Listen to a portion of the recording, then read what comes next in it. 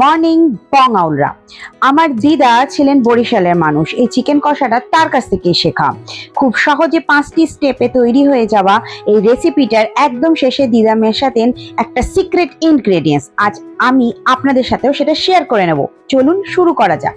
Step 1-এই প্রথমে চিকেনটাকে ধুয়ে তাতে নুন, হলুদ, লঙ্কার গুঁড়ো এবং সর্ষের তেল দিয়ে ভালো করে মিশিয়ে রেখে দিন। এবার স্টেপ 2-এ 4টে মতো পেঁয়াজ এবং মিক্সিতে ভালো করে মেখে চিকেনটার উপর থেকে ঢেলে দিন।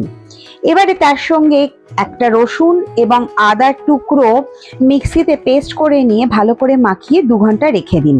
বলতে ভুলে গেছি, দিদা কিন্তু এটাতে একটা আস্ত রসুনও দিতেন। যাই হোক, এবারে কড়াইয়ে তেল নিয়ে তেজপাতা দিয়ে তাতে চিকেনটা কষাতে থাকুন ভালো করে। এটা হচ্ছে আমাদের স্টেপ 3। এবং ভালো করে নাড়াতে নাড়াতে নাড়াতে যখন জলটা একদম শুকিয়ে বা কষা হয়ে আসবে, তখন কিছুক্ষণের জন্য চাপা দিয়ে রেখে দেবো মাংসটা সেদ্ধ হওয়ার জন্য। যতক্ষণে মাংসটা সেদ্ধ হচ্ছে ততক্ষণে সাবস্ক্রাইব করে দিন বঙ্গাউলকে, কারণ এরপরেই আসছে সিক্রেট ইনগ্রিডিয়েন্টস।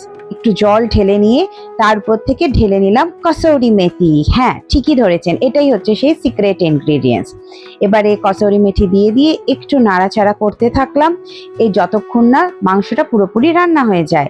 দেখতেই পাচ্ছেন কি সুন্দর হয়েছে। গরম ভাতের সাথে পরিবেশন করুন।